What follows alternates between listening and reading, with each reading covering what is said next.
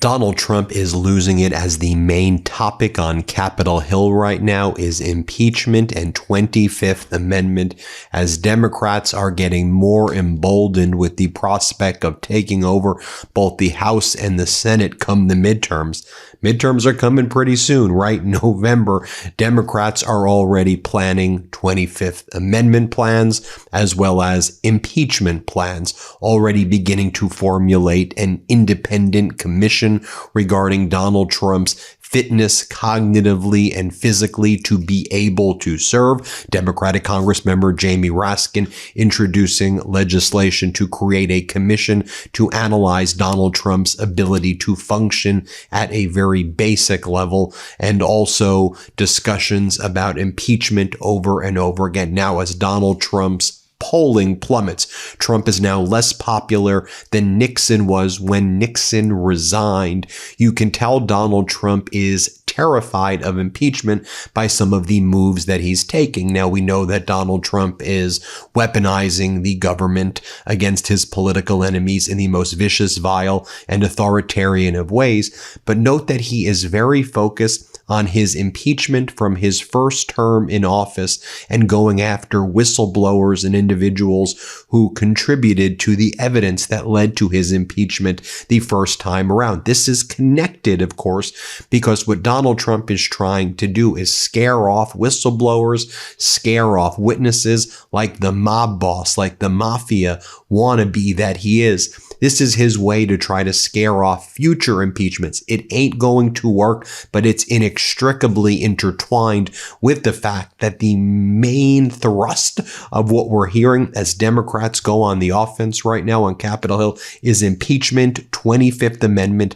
Donald Trump should not be able to serve a full term. Richard Nixon resigned. Donald Trump should be resigned or forced out based on his war crimes and based on the fact that he physically can't even function right now. And again, I'm not being hyperbolic. We can see that he can't complete sentences. We can see that he can't walk in straight lines. We can see that he is erratic, not just a malignant narcissist, the fact that he's threatening to obliterate civilizations. I mean, let's go back to Donald Trump's weaponization and how we know he's terrified of impeachment. So you have Tulsi Gabbard, right? She's desperate to keep her job. DNI Tulsi Gabbard sent a criminal referral over Donald Trump's 2019 impeachment to the Justice Department. Here's the scoop.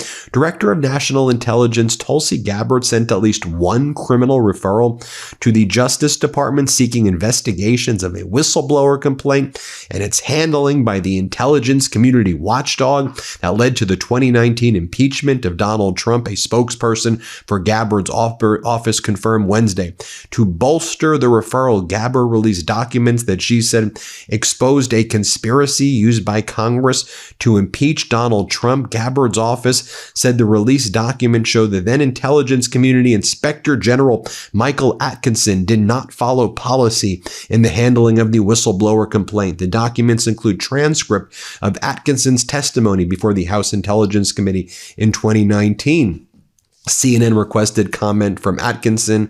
The referral was first reported by Fox. Atkinson spent 15 years at the Justice Department before serving as Inspector General of the intelligence community from 2018 to 2020, and he was viewed as a straight shooter, it said. Now, it should be noted as well, the first impeachment that Donald Trump goes, Russia, Russia, Russia, I didn't do anything wrong, Russia conspiracy. Can we just talk about the fact that right now, what Donald Trump did in threatening Ukraine and threatening not to give javelins and not to give military weapons unless Ukraine would investigate the Bidens as a quid pro quo, and the whistleblowers who kind of pointed out, that's like something that Donald Trump does in this term before I wake up in the morning on the West Coast. When I wake up at about 6 a.m., there's about 5 instances of that happening before I wake up at 6 a.m. on the West Coast, 9 a.m. East Coast time. I mean, could you think about, we saw Donald Trump do it in public in the Oval Office back in February of 2025. We saw Donald Trump meet with Putin in Alaska. Heck, Donald Trump, yesterday, we learned that Donald Trump knows that China is helping Iran, giving targeting Iran satellites, helping Iran target U.S. troops. And Donald Trump's going to go there with Xi Jinping and say, Xi, you are so powerful. You are King Xi Jinping. You have Donald Trump lifting these sanctions from Russian oil, allowing Russia to make billions of dollars. You have Donald Trump not giving Ukraine the weapons that it needs. You have Donald Trump removing critical weapon systems from Asia and Europe and now moving it to the Middle East. You have Donald Trump threatening to obliterate civilizations, blowing up elementary schools. I mean, on any covering up the Epstein files, covering up child sex trafficking rings. I mean, every single day there's, in my view, every day, and I'm not exaggerating, okay? I truly believe every single day Donald Trump commits 10 to 20 impeachable offenses and engages in 10 to 20 incidents that make me believe that the 25th Amendment needs to be invoked immediately, but beyond that, that he needs to be removed in a straitjacket and brought to like a facility forthwith because he is a danger to himself and others. Now, you may disagree with me, but I think the evidence is all over. Now, I want to go and talk about our reporting, our enterprise reporting here at the MeidasTouch Network. Scott McFarlane, who leads our Washington, D.C. bureau, has been talking to lawmakers all in D.C., and he says that he hears what lawmakers are talking about, war crimes, impeachment. That's being repeated over and over again. With Trump's talk about wiping out civilizations, lawmakers aren't holding back. You know, this is why in the MeidasTouch Network for years now, I say, talk with moral clarity, call authoritarianism, call war crimes, call it out. Watch what's being said on Capitol Hill now. Play this clip. And Seth Moulton, a Democrat from Massachusetts who's on the Armed Services Committee, have both used the term war crimes to describe either what's happened so far in Iran or what would happen with the prospective bombing of civilian infrastructure. If they're throwing around words like impeachment and war crimes, it gives you an indication of where Washington is on this war effort. They're going to need both parties to come together. And by the way, you don't even have to just listen to our reporting. Take a listen to what Senator Andy Kim, Democrat, had to say. Play this clip. Do you think the president should be removed? Do you see him as unfit for duty? I see President Trump unfit to be commander-in-chief. He has lost the trust and faith of the American people. I hope that we can see him removed from office. I mean, he is someone that is dangerous to the American people right now, doing actions that are completely against what the American people want and want to focus on. Moreover, here from our Washington, D.C. lead correspondent, Scott McFarlane on Capitol Hill, here's what he says about Democrats talking about the 25th Amendment. Let's play this clip. Here on Capitol Hill, House Democrats do want to fight some messaging fights. They are pushing this legislation to set up a commission to help execute the 25th Amendment on Trump, if and when that time comes. There have been 65 co-sponsors so far who've signed on to it, and could be more. Yasmin Ansari, the Democrat from Arizona, told me it is worth having this public discussion on the 25th Amendment. It is warranted, even if it's not really going to happen anytime soon. 25th Amendment, you can press it on social media. You getting any feedback at all, negative or positive, from Republicans or purple districts at all? I think we're getting a lot of positive feedback. I have been very impressed actually to see non-elected, but Republicans, people like Tucker Carlson and former Congresswoman Marjorie Taylor Greene, people like Nick Fuentes, Alex Jones, people I never thought I would ever agree with on anything, recognize that Donald Trump is so mentally unstable, and he clearly is in a state of cognitive decline. And I'm grateful that Representative Raskin is leading the charge on this 25th Amendment bill and has started an investigation into his cognitive decline, because he is unfit and he is a national security threat to the United States of America. In addition, you have Democratic Congresswoman Ansari introducing articles of impeachment for Pete Hegseth. He absolutely needs to be impeached. Play this clip. Thank you so much, Congresswoman. Thank you. Any updates on what's going on over in Iran, or any sort of, obviously this war has become very confusing very quickly, with a lot of people saying a lot of different things. What's your take on how long this is going to last? Like, how long are we going to be stuck in this horrible foreign policy situation? I think every single week, Democrats should be forcing war powers resolutions so that we take the power back into our hands. We need to put Republicans on the record as often as possible about whether or not they support a war that was costing Americans $2 billion a day, a war where the United States committed war crimes. I actually filed articles of impeachment against Pete Hegseth today. And I think that's extremely important because Pete Hegseth did not follow his oath to the U.S. Constitution. He violated his duty. He committed a war crime in Iran with the attack on a school that killed over 160 children. So not only do we need to end this war, but we need to hold accountable and prosecute anyone in the U.S. administration who may have committed war crimes during this process. And what reception has your impeachment resolutions against Pete Hegseth gotten so far from your colleagues here in the House? We very quickly have gotten over 10 Democratic co-sponsors. You know, the thing with Pete Hegseth is that this is not the first time he has done something impeachable. This goes back to the Signalgate scandal. This goes back to the double tap strikes on the boats in the Caribbean. Pete Hegseth has been committing crimes and violating his oath. And so I have no doubt if this absolute clown, this former Fox News, not even a real anchor, continues in this position, there will be more and we will get more support. And I urge my colleagues to join me. He is a national security risk to the United States of America and to the world. Thank you so much, guys. And then Donald Trump spreads to his propaganda media, these entities like Just News, as it's called. And they're like, oh, can you believe that in 2019, a whistleblower impeachment and Russia. Really? It's 2026 right now. And you're focused on the 2019 impeachment, which tells me the deeper issue here is trying to scare away and threaten future witnesses against Donald Trump's impeachment that will take place when the Democrats take over the House. And if the Democrats can take over the Senate with significant numbers, I'm not sure that they'll have the 2/3 needed in the Senate for a conviction, but it'll be close. Here, play this clip right here of what we're seeing on one of Trump's main propaganda channels now. It's called Just News. Here, play this clip.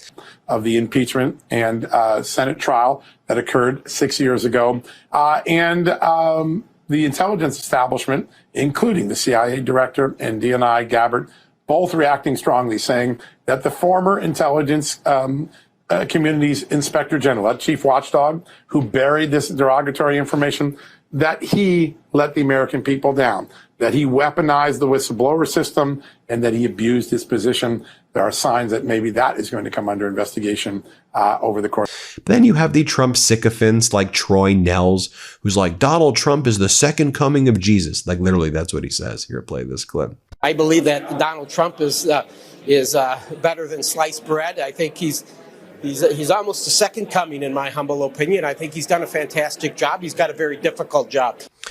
And I think when you observe what's happening in the hearings through the lens of impeachment and 25th Amendment, you can see how Democratic senators are building the case against Donald Trump. For example, you have Democratic Senator Van Hollen talking about the war crimes being committed by the Trump regime. Play this clip. Would you agree that we should enforce that there be consequences for war crimes? And let me ask you a different way. Would you agree it would be a violation of international law to blow up a bunch of civilian infrastructure in Iran because Iran did not agree to open the Strait of Hormuz? That would be a violation of international humanitarian law if we actually did that. Actually, that is incorrect. We have a long history.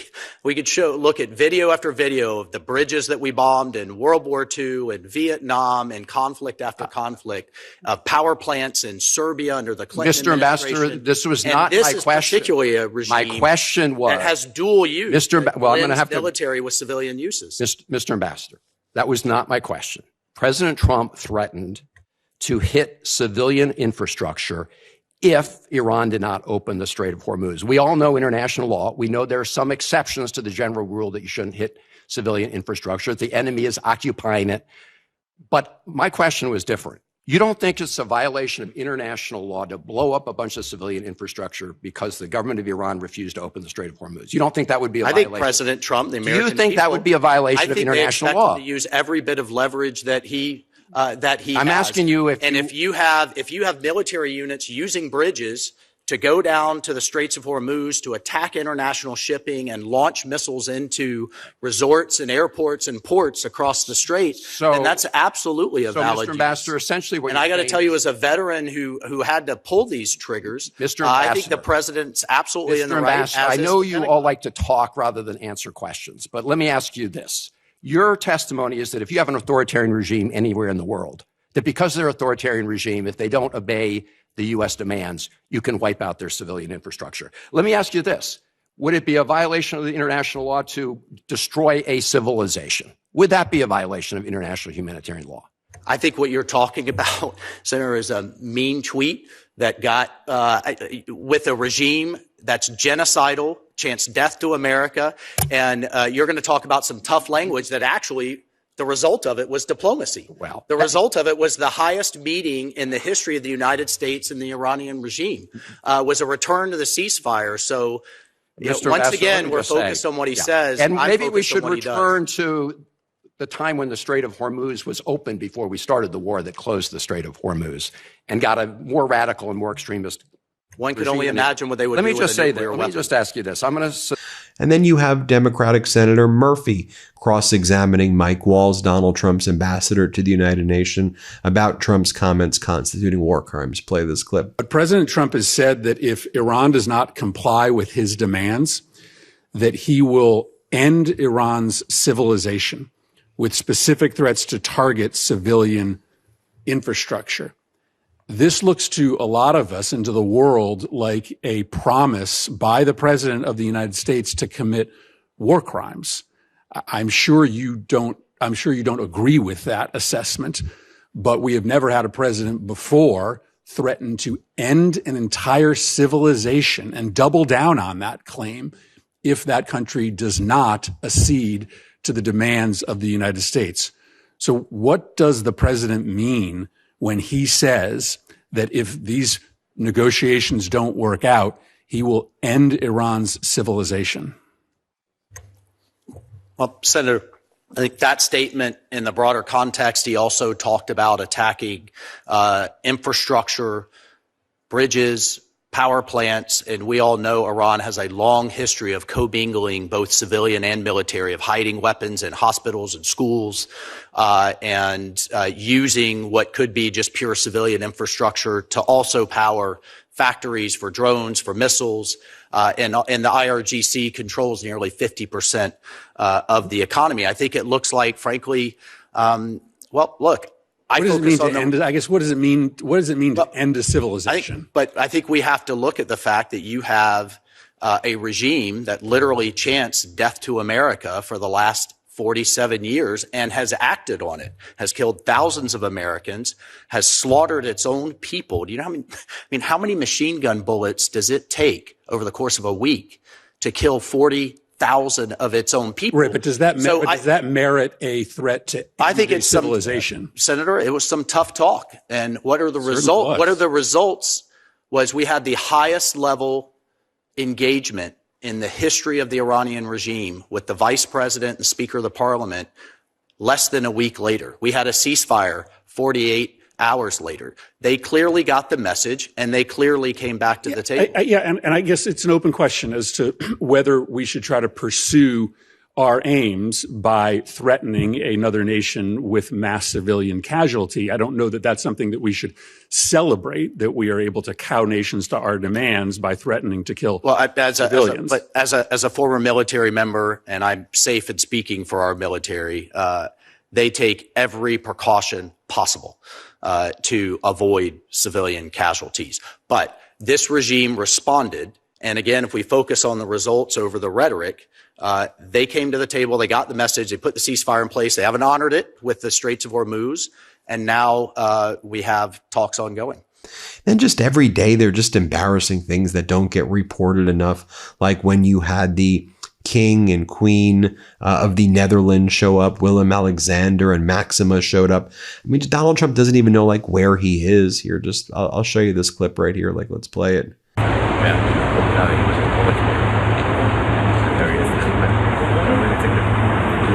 Picture here. I don't know where you went there. Where? president here? I don't know where you. Okay, there you go. Oh, wait a minute. I'm thinking of those guys over there. That's what they think. All right, you're just listening into this as they are gathering for this now photo opportunity, the king and queen of the Kingdom of the Netherlands at the White House. You know, as Donald Trump destroys the economy, you have Treasury Secretary Scott Bessent saying the following. Let's play it.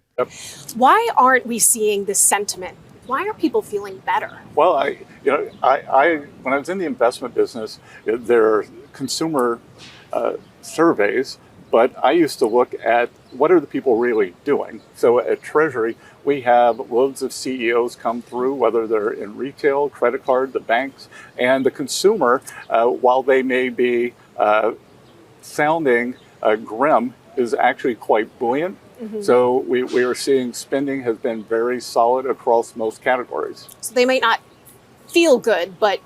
Well, look, in their heart of hearts, they feel good. I'm not sure what they're telling the survey people. And I'll give a hat tip here as well to Congresswoman Comlinger Dove. And she's like, yeah, if Donald Trump doesn't see what he's doing, maybe he's just blind like Stevie Wonder. You know, and then she says something else at the end. Listen to Democratic Congresswoman Comlinger Dove. Let's play it. Are you concerned about the impact that this war in Iran is having on our national debt? Oh my God. Yes, of course I am. Stevie Wonder can even see how much this is costing us. So gas prices are going up. It's almost $10 in California, and fertilizer is going up. I mean, you name it, the prices have gone up. And this dude, Dr. Jesus, okay, is wanting to spend $2 billion of your money every single day rather than help you get health care. Fuck his ass. Thank you, Congresswoman. Well, there you have it, folks. Let me know what you think. Hit subscribe. Let's get to 7 million subscribers. New Meidas merch. Head to store.MeidasTouch.com today and get yourself the best pro-democracy gear and show your support. That's store.MeidasTouch.com.